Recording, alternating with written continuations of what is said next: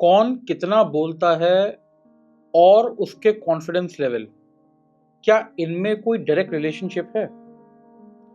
आज हम एक बहुत ही लाउड वर्ल्ड में रहते हैं, जहां पे बहुत ज्यादा बोलना, शेयर करना, जगह जगह बातचीत करना, अपनी ओपिनियन रखना, भले ही कोई सुन रहा हो ना सुन रहा हो, भले ही किसी को उसमें इंटरेस्ट हो ना हो, लेकिन अपनी बात कहना, अपनी बात रखना, इसको बहुत ज्यादा प्रीमियम दिया जाता है। और जो लोग ऐसा काम करते हैं, जो लोग फ्रीक्वेंटली बोलते हैं, जगह जगह अपना पॉइंट रखते हैं, कई बार ये अज्यूम किया जाता है कि वो लोग ज्यादा कॉन्फिडेंट हैं। और इसका उल्टा क्या होता है, जो इंट्रोवर्ट्स हैं, जो कम बोलते हैं, उनको कई बार बोला जाता है कि आप में कॉन्फिडेंस की कमी है, आपको अपना कॉन्फिडेंस इंप्रूव करना चाहिए, आपको थोड़ा और बोलना चाहिए।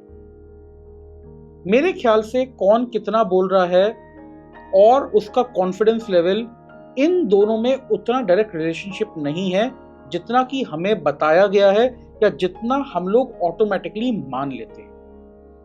पहले तो एक बात समझिए, बोल ना पाना और कम बोलना पसंद करना, इन दोनों बातों में फर्क है।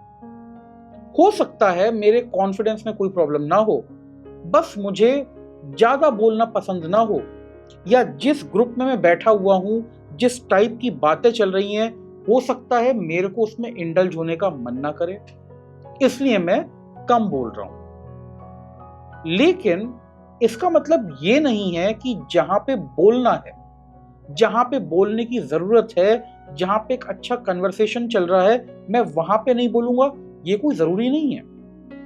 अगर मेरे टाइप की बात हो रही होगी, अगर कोई अच्छी बात हो रही होगी, कंस्ट्रक्टिव पॉजिटिव बात हो रही होगी, तो शायद मैं उसमें पार्टिसिपेट करूंगा और मेरे को वहां पे बोलने में कोई दिक्कत नहीं आएगी। तो जरूरी नहीं है जो जना कम बोलना पसंद कर रहा है वो बोल नहीं सकता।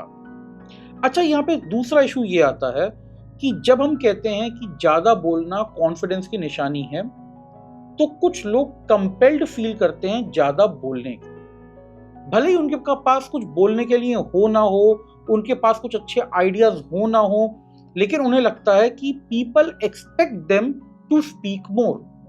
ज्यादा बोलना ही अच्छा है, ज्यादा बोलना कॉन्फिडेंस की निशानी है, इसलिए हमें ज्यादा बोलना चाहिए। अब यहां पे कंटेंट की जो क्वालिटी है ना, वो कॉम्प्रोमाइज होनी शुरू हो जाती है, केवल क्वांटिटी पे ध्यान बढ़ने लगता है। और ऐसे में कई बार लोग ज्यादा बोलने की कोशिश में अपना कॉन्फिडेंस बूस्ट नहीं करते, बल्कि कुछ ऐसा बोल जाते हैं, कुछ ऐसी बातें कह देते हैं जो या तो लोगों को ऑफेंड कर जाती है या जिसकी कोई रेलेवेंस नहीं होती, और अल्टीमेटली उनका कॉन्फिडेंस पहले से भी और लो हो जाता है।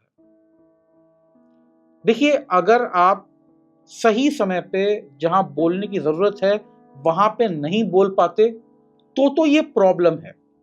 लेकिन अगर आपको नॉर्मली ज्यादा बोलना पसंद नहीं है, अगर आप शांत रहना पसंद करते हैं और जहां पे ऐसा ग्रुप मिलता है जो आपकी बात सुन सकता है, समझ सकता है, या जहां पे जरूरत है अगर आप वहां पे बोल पाते हैं, तो इससे आपके कॉन्फिडेंस पे कोई रिफ्लेक्शन नहीं आता।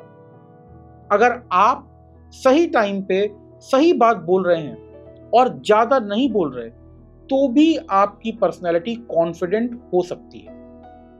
ये बात मैं इसलिए कर रहा हूं क्योंकि कुछ लोगों को लगता है कि अगर वो कम बोलेंगे तो उनमें कॉन्फिडेंस की कमी हो जाएगी।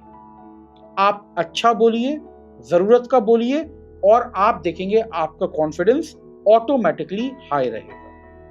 अगर आपको गॉसिप में पार्टिसिपेट करना पसंद नहीं है, मत कीजिए। अगर आपको हर जने से बात नहीं करनी, आप मत कीजिए। आप इंट्रोवर्ट और कॉन्फिडेंट दोनों एक साथ हो सकते हैं। Thanks for watching. I am Laxman Maheshwari.